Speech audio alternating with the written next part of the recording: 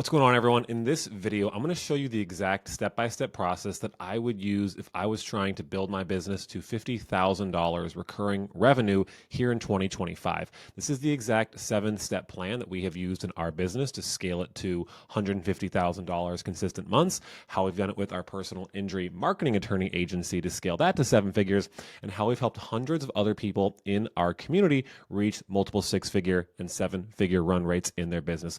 Let's break this down step by step. And the first thing that I kind of want to bring up is this isn't magic, right? So some people hitting $20,000, $30,000, $50,000 a month in their business seems like a big challenge. I know the first milestone for a lot of people is that $10,000 a month recurring mark. And once you kind of get there, depending on how you've built your business, it can be very difficult to scale up or pretty easy actually. And the thing that makes the biggest difference is if you have structured your business in a way where you can remove yourself from fulfillment in order to continue to bring on more customers. Now, I say that in this video, it's math and momentum. I'm going to show you exactly how to use math, how to use momentum in your favor and reach these bigger numbers. And I really want you to kind of look at how you are spending your time. This is one of those things, and I picked this up from someone I follow here, Matt Ryder, shout out, and he was brought up this idea of if you log every single minute, hour of your day and how you're spending your time, and someone then gave that to your wife, your kids, your husband, whoever, would you be representing them well? Would that come off in a way where you are actually doing what is necessary to put yourself in the best position to win? Or does it just sound nice to talk about? Because you know what you need to do, but if you're not actually committed to getting it done, chances of you accomplishing it are slim to none. So we're going to break down this 7-step process right now. And just do me a huge favor, if you're new to the channel, hit that like button and subscribe. This will help reach more people, impact more lives, and hopefully, create that next person like myself who might not have ever thought $50,000 a month in their business was possible, but realize it actually is. So without further ado, let's get into it. The first step here in the process is you just need to reverse engineer the goal. This is pretty straightforward, where if you want to get to $50,000 a month, having a higher ticket offer is going to help you a lot, right? So $2,000 a month, if you are charging that for what your offer is, and again, if it seems like it's out of the realm of reality for you, I'll show you how to do this later on in the video. You're going to need to get 25 clients. Pretty straightforward, right? $2,000 times 25 clients is $50,000 a month. Now, 25 clients, how we get there, right? So if you have a 20% close rate, meaning you're going to close about 1 in 5 of the conversations that you have, you're going to need 125 sales calls. Still with me? All right, pretty easy still. Now, 125 sales calls at, let's say you're running Facebook ads at $100 per call, they're going to need to spend about $12,500 on ads. I get it. $12,000 on ads seems like a crazy number right now, but let's say you want to accomplish this over the next 6 months. So we can divide that ad spend by 6 months. Now you have a clear picture of exactly what you need to spend on ads to reach your goal. You're not just hoping to get 10 more clients and say, hey, I'm going to get 10 more clients. No, you actually do the math required to get there based on what you need to spend on paid advertising to accomplish that goal.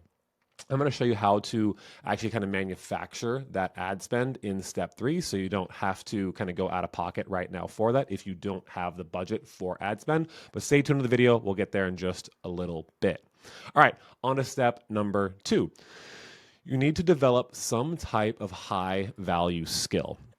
And this skill needs to solve a problem, a painful problem, ideally for businesses and not consumers. Now, we mostly serve high-ticket B2B marketing businesses, some focus on sales, some finance, but most is B2B businesses. Now, I'm going to recommend, if you're kind of starting your journey in entrepreneurship, to go down that route, because businesses have a lot more disposable income than consumers. And it's going to allow you to charge that premium price, which will again allow you to require less clients, less customers to hit your income goals. And when I talk about having a high value skill, this needs to be something that solves a painful problem that your customers are feeling and facing. And just a couple of really easy examples.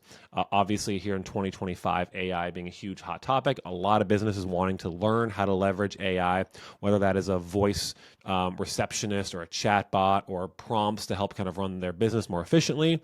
Those are all really important skills right now that you can charge a high value for. high ticket price for. And SaaS is kind of the next category. So this might be like your white labeling, go high level. There's lots of other software out there you can use and install into your clients' businesses to allow them to get better, quicker, easier, more efficient results. And this is really great because you can mark that up for your understanding of how to install it and how to use it. And then there's not a lot of effort that's involved once it's set up, but there's things like missed call text back or database reactivation, or just organizing their leads and installing some workflows and layering on AI to that to be able to, again, earn businesses more money, save them time, and therefore you can charge a premium for that.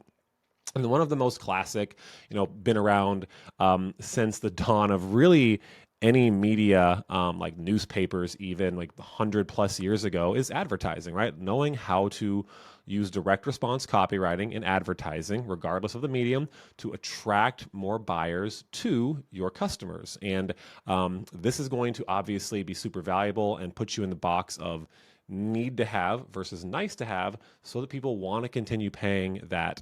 And even in a recession, while the economy is questionable, while people are tightening up their wallets, if you can consistently bring in buyers to a business, that solves a painful problem. And this is a high value skill. Again, you can charge a premium for. So now, outside of the high value skill, I want you to also be able to focus on sales and master the art of selling. Now, this is a little bit maybe controversial, and some people go too far down this rabbit hole where they develop their high value skill to a point where they don't actually know how to do anything other than that skill. And that's a problem, because this will create what we call the freelancer trap, where ultimately you are just selling your time for the service you fulfill, and you can't really grow your business past yourself because you're the one doing all the work. Now, the reality is a lot of these high value skills are commoditized, meaning you can go find overseas, Philippines, India, South Africa, other parts of the world, Latin America,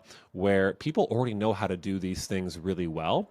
It's just important that you know enough about them to confidently delegate, confidently have a communication and conversation around it, and know what looks like good results and what looks like bad results, so you're not just hoping and praying that whoever you hire is going to get it right. So know enough to be able to hire that out, but you don't have to master it. If you spend too much time playing within one of these other skills, you're never going to do what's necessary to grow the business. And that's why I believe sales is actually the core high value skill you need to master as an entrepreneur, regardless of what you do. This is your forever skill. And I call it a forever skill because not only will it allow you to understand how to sell customers, it is a skeleton key to everything else in life and in your business. So learning how to sell employees, selling affiliates and vendors, selling just people in your day-to-day relationships, and selling clients to get referrals or upselling them, right? It is something that you need to understand and learn, that sales is a service. And once you can understand how to help people through their beliefs, through their challenges, and get them to make the change necessary to make the purchase they need to change their life and change their business, it puts you in a very advantageous position, because most people don't want to master sales. They want to do the other stuff. And this is the hard part. So honestly, if you've been telling yourself, oh, I'm not good at sales, I don't like sales, stop that. It'll become a self-fulfilling prophecy. It is something that if you want to be an entrepreneur or a partner in a business, you need to know how to be a rainmaker and bring money to the table. That is how you can earn a lot more money and grow your business to these numbers we're talking about here. Now, a couple other just notes here. I would encourage you to record every single call that you do and feed those transcripts into ChatGPT to give yourself some feedback loop and the ability to review that game tape. If you're not reviewing that game tape, and if you're not looking at how you can improve, chances of you getting better, pretty slim to none. All right, so where to focus on in terms of sales skills, right? 4 things. Those are 3, 4. Appointment setting is going to be number 1, how you actually take an interested lead, name, email, phone number, and convert that into a sales opportunity. Pretty straightforward, but oftentimes this is going to involve picking up the phone, calling that person, setting the appointment. Not rocket science, but speed to lead is obviously a factor here. We have a lot of other videos here on the channel that kind of go down that rabbit hole, but just appointment setting is definitely going to be one of those things to focus in on. Also, just the sales structure of a phone call. Like, how do you actually move someone through a conversation, understand where they're at, where they want to go, what the challenges are, what the urgency is, and then how do you explain away their concerns by objection handling? And there's a whole video on this in the channel as well. I'm going to do a more more in-depth one on the objection handling map that I have built out for our sales team. So stay tuned for that. And again, subscribe to the channel if you want to see that.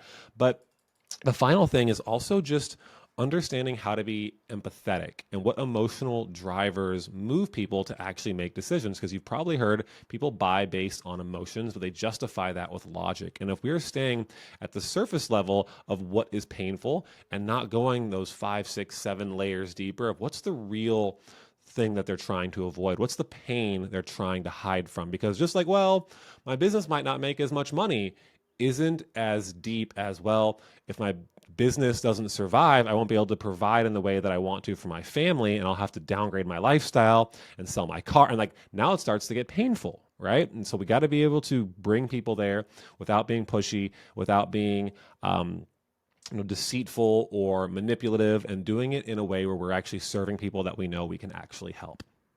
And then another thing you can do just to kind of hone in this skill, and again, we're talking about just this path to $50,000 a month, practice daily. It's not crazy or unheard of. And frankly, if you were in sales or have been a part of a sales team, you know this is very common. You need to practice those skills every single day. You sharpen the blade. Like Abraham Lincoln said, if you have 6 hours to chop down a tree, spend the first 4 sharpening the axe. So those last 2 chopping down the tree are going to go a lot smoother. I'm paraphrasing, obviously, but that's the same idea in sales.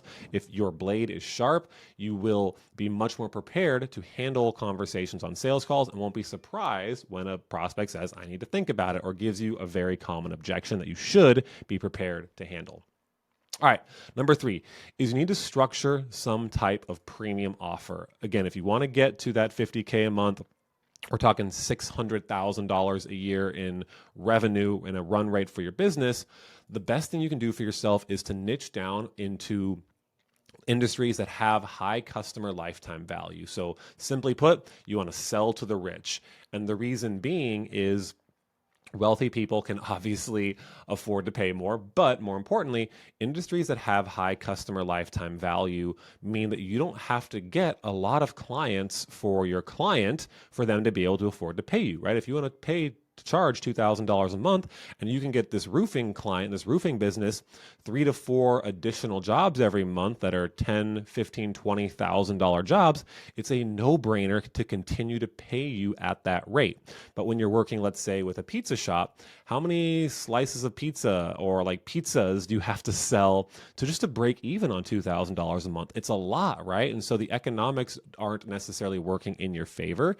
And yes, you can follow your passion, and yes, in general, you can make almost any industry work. But typically, if you want to make it easier for yourself, go after the industries that have high customer lifetime value. Now, what I recommend kind of structuring out an offer is you want to have one part higher ticket. So this could be like a done-for-you lead gen service, SEO, paid ads, social media marketing, and then a lower ticket service, more like a utility bill that we mentioned earlier, which is like that SaaS play, which is something that just works in the background. You can charge a couple $100 to $500, maybe up to $1,000 a month for that service. And it's just something like a utility bill your clients are always going to want to pay. That just works in the background and they don't have to think about it. And it just continues to get them results. And the beauty of this 1-2 kind of punch here is the high ticket will allow you to run paid ads a lot easier, get to your goals faster. But the low ticket also acts as a front end downsell and a back end way to retain revenue if someone churns out of the higher ticket offer because they want to retain on the lower ticket one. All right, so I talked about this a little bit earlier, but that high value skill outside of sales, you're going to want to delegate that, right? So you can do this through either leveraging white label service providers or hiring someone else who knows how to do it. If you're pretty new, I'd probably recommend starting with a white label service company so you can learn more of the ins and outs and then eventually hire that in-house. If you're already making 20, 30, 50K a month and you're just looking to add an additional 50, it might be time to consider bringing someone in house to do this for you. That way you can have more control and have better margins long term. Something else that you want to consider around your offer structure is this idea of creating a new opportunity. If you want to charge a premium, you can't sell a commoditized service. And when you just tell someone, hey, I sell Facebook ads or I sell SEO, like, yeah, you and everyone else. So a play that you can kind of pull from the company Beachbody's playbook would be naming whatever the system is something unique, right? So P90X is a really famous workout program, and it's not that much different than other at-home workout programs, but they package it in a way that creates a new opportunity because people have tried workout programs before. They've tried dieting, they've tried the gym, but You haven't tried P90X. And in the same way, well, I've tried Facebook ads before. I've tried SEO before. Hey, but you haven't tried the open technique or prospecting in a box or the infinitely scalable agency model or the case flow method. And so there's all these very simple, subtle ways you can position your offer in a way that is much more valuable than everything else in the market because it's new, it's different, it's a novelty they haven't tried before, and it's a very subtle way that you can charge a premium and make it easier to sell because you're differentiating yourself, you're establishing authority, and you are making it clear that this is not just the same thing as everyone else is selling. Cool. One of the other things you can kind of leverage here as you are building out an offer is just make your pricing really frictionless, especially if this is a newer business.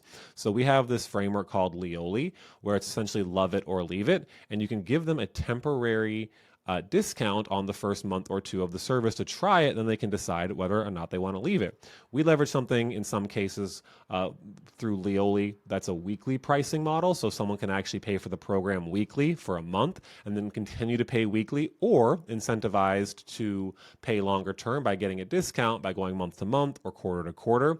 But it allows them to taste and try the product, kind of like a Costco sample, before they go all in and make the commitment. So it's a lot more frictionless to get the yes. And then also, not very popular sometimes, but hey, if you're at the very beginning of your journey, I would not be opposed to or above offering your services for free in exchange for testimonials. And you can always turn those customers into paid customers later once you start to get those results. But if you don't have a leg to stand on in terms of results, proof, history, etc., unless you're leveraging a white label service provider, then this might be a route that you can take just to start to stack wins, get the lessons, get the value up of what you can really provide, and then start to charge what you want to. All right, number 4, let's keep rocking. Now we're getting into actually like how we're going to make money doing this thing, right? So let's see if I can even spell professional right. All right, so you want to leverage low-hanging fruit. If we're talking about getting to $600,000 added recurring revenue annually in your business, then we want to start by leveraging the easiest things, because this is going to allow us to fund ad spend. Now, I'm going to actually have to backtrack here because I added a couple more. This is going to be step 4, so apologies. Step 4 is where we can find some clients to pay us that will create ad spend, because that's what's going to be step number 5 and really going to help you grow a lot quicker. All right. So I've got a whole video on the fastest ways to get agency clients. You can go check that out on my channel. Just leveraging your personal and professional network is one of the easiest ways to start, though, because people already know you, like you, and trust you. And it's a lot easier to get that trust transferred to someone else through a referral, or get them to say yes to working with you. So this would be the first place that I would start. Now, if you're looking for a kind of framework you can leverage in terms of a message to send to people, maybe past clients, past leads, people you know in your network, shout out to Shannon McNeil. This is something he shared at one of our events in March. And it's just a really simple message that you can kind of leverage to send out as a beta offer. And this could be used if you already have a business or you have an offer. Maybe you're slightly changing the pricing or the deliverables or how you present it. And so I'm not going to read this word for word. You can pause it here, screenshot it, copy and paste this. But this would be a really great framework that is very low friction, low risk, not salesy, that will allow you to create opportunities. And listen, go do this. When we did this at the event, I cannot even count how many people came back to us within a few hours. Like, I've got multiple opportunities now because I texted this to 10 people. This works. So please do yourself a favor and just go do it. All right. So last thing would be, in terms of leveraging low-hanging fruit, is protecting golden hours and get out of the sandbox. What does that mean? So to me, golden hours are typically 1 p.m. to 5 p.m. in any given time zone. And those are the times when people are more likely and more receptive to having conversations. So if you're calling people, if you're doing outbound, if you're trying to generate opportunities, don't be playing with your website. Don't be creating content. Don't be doing other things during that time. Protect those golden hours for outbound communication, because outbound or outflow will create inflow. And then again, the sandbox is this kind of metaphor we have for people who just play business, right? They're just in the sandbox, building sandcastles, doing mental gymnastics with their offer and their website and their logo and the design and the offer, instead of actually just having conversations with potential customers you can transact with so you can actually go make money. All right, get out of the sandbox, protect golden hours. This is the path.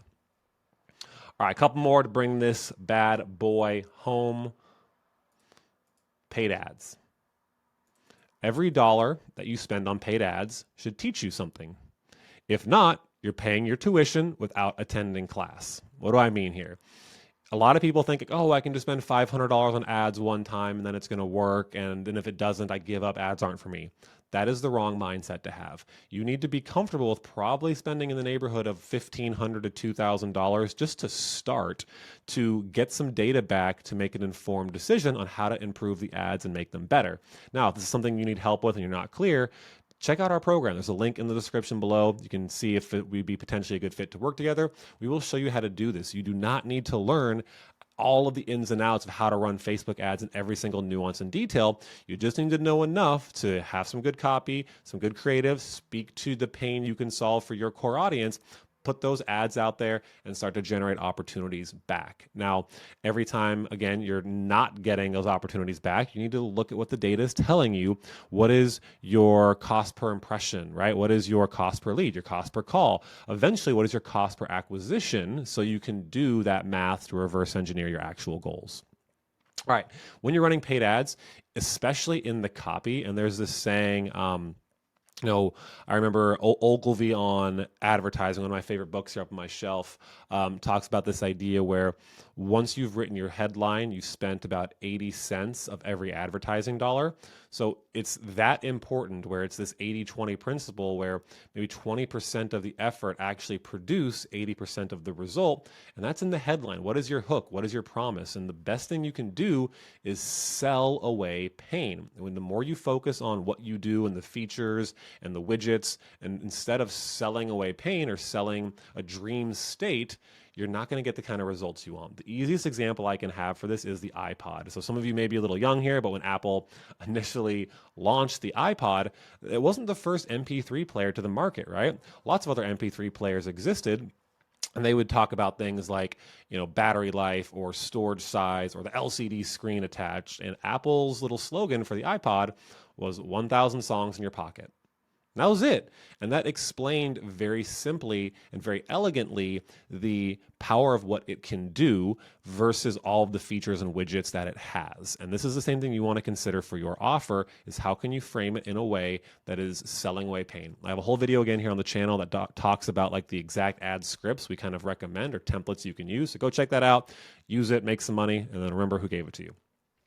Now, also don't overcomplicate the funnel, right? A very simple short form funnel is very often the answer, where you can just very simply have an ad running to an opt-in and then do a calendar booking page. And that opt-in sometimes can even just be Facebook forms or Facebook lead forms where people just automatically kind of one-click name, email, phone number, opt in, then they go to your booking page. You should probably be expecting about 10% of people to self-book if your funnel is done correctly. And then the other 90%, they should be called by you and or eventually an appointment setting team who kind of picks up another 20-30% of those people who did not self-book. Like I already shared, you want to spend most of your time on that headline and hook. It's going to be where the majority of people's focus goes, and it's that 80-20 principle where this is where the majority of the effort needs to go in order to get the most out of the campaign. It's also a really interesting idea I picked up from Hormozy was, doubling your conversion rate on your landing page versus doubling your close rate. Basically, both have the exact same throughput in terms of the outcome, but it's so much easier to influence the opt-in rate than it is to get your close rate up by, multiply or 2xing your close rate, right? You very often can 2x your opt-in rate just by tweaking the headline and the promise and playing with that. So definitely leverage A/B tests as you're rolling this out long term. It's going to really benefit you and that kind of pass through of the result to the end where you have much more leverage with that than you would maybe trying to double your close rate. All right. Very straightforward. I already kind of mentioned this. Just call leads who don't self-book. Don't be lazy. Don't expect the ads to do all the lifting. When someone books or opts in, if they don't book, I'd be calling them. We have a cadence where we're calling new leads twice within the first day and twice on the second day. And then typically it tapers out to about once a day for the next 2 weeks. And they go into a bucket where they maybe get hit up like 2 or 3 times a week. But don't give up on those leads. If they've shown some level of interest, use reactivation texts. Find them on social media. Call them, right? Don't just hope they're going to self-book and show up. Do your due diligence. And also, on the inverse, Call leads who actually do book, right? If you want to make sure people show up to your sales calls, don't just say, yeah, I got sales calls, and okay, well, I hope they show up. You call them when they book. You introduce yourself. Hey, this is Brian from Prospecting on Demand. Saw you booked a call with us. That is great. I'm looking forward to meeting you. I just wanted to know, is there anything I can send your way prior to that call to make it more productive? Anything if you want to check out? Do you have any resources you'd like for me to check out? I saw your website over here. It looks great. I got some ideas. Get buy-in, right? It's going to be so much harder for them to ghost or no-show or cancel when they have actual buy-in from another human that they like and trust versus a faceless company that just sent them a couple of boilerplate automated texts and emails that they've seen 100 times. All right, last couple of options here for getting you to, not even options, steps to get you to 50K a month. Apologies, it's Monday morning and I clearly need more coffee. All right, if you want to really increase your earning capacity, you want to level up your network. All right, so the rooms that you are in and you put yourself in will shape the beliefs you hold and the actions that you take. What do I mean?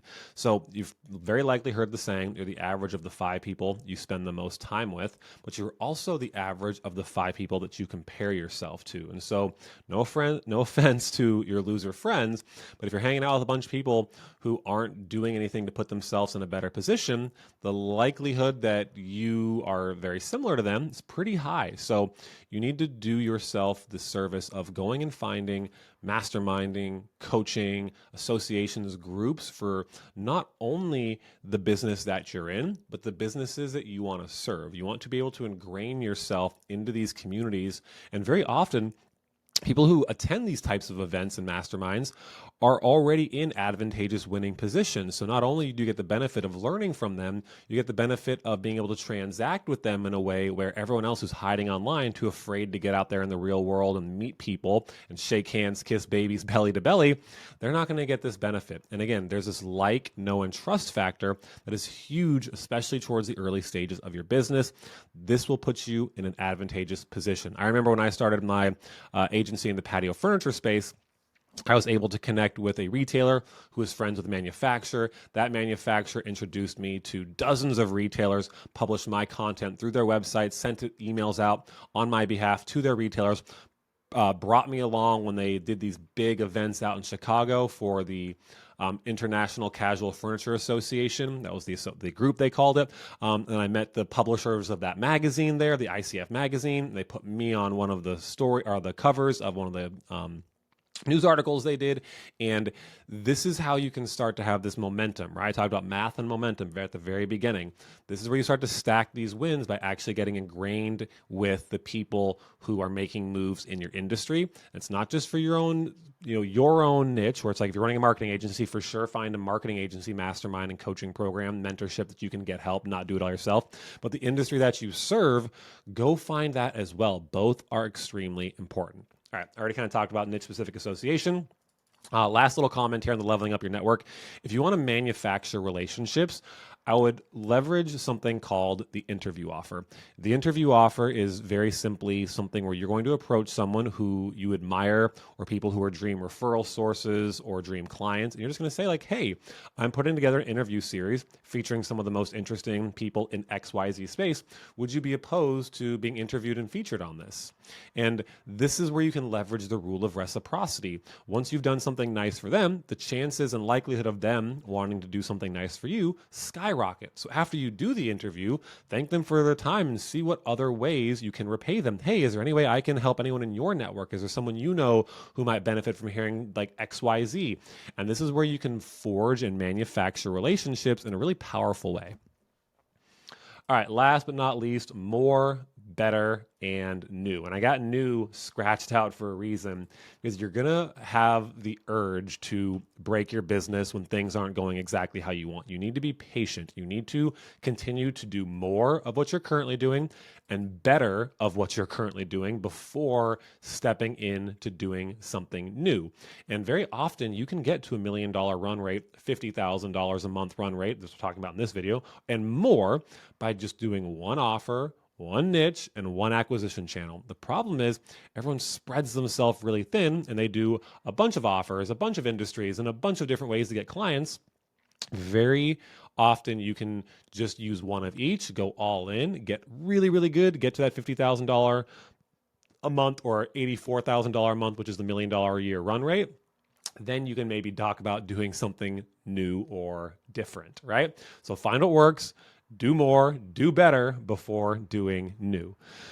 I'd also be encouraging you to time block on your schedule. Again, protecting those golden hours. Don't just let these things live on a to-do list, but actually time block the space necessary for yourself to put in the effort to do these things and get the job done. Because if they just live on a to-do list, people are very, very good at filling blank time on their calendar. Don't be that person. Time block, get the result. And that way you can actually intentionally block off the time and not prioritize something else over your income producing activities. And then the last comment I have for you is just keep the promise you made to yourself, right? There is, very often this misconception of how much effort or work it takes to do something. Everything takes longer than we anticipate, especially growing a business. So a lot of people, like dieting is a good example, right? They think that if I'm just really intense about my diet for the next few months, then it's going to change my life. It's not. It's a lifestyle change. It comes down to consistency. So I would rather you than going all out for a couple of months, do it consistently for a couple of years. And again, I'm going to shout out Hormozy because I love this phrase, but do so much input that it would be unreasonable for you to not get the result. And then you will be putting yourself in the position you need to get to where you want to go, get that $50,000 a month recurring run rate, and then scale on up to $1 million. So this is the video I've got for you guys today. If you liked it, again, please hit that like button, drop a comment below. You can share with me what your favorite sandwich is. I don't care. It just helps the algorithm, helps us reach more people. And hit that subscribe button if you want to hear more content and see more things like this. I'm going to be pushing out a lot more here in the future, more short form content as well, high other camera. And I will see you guys in the next one.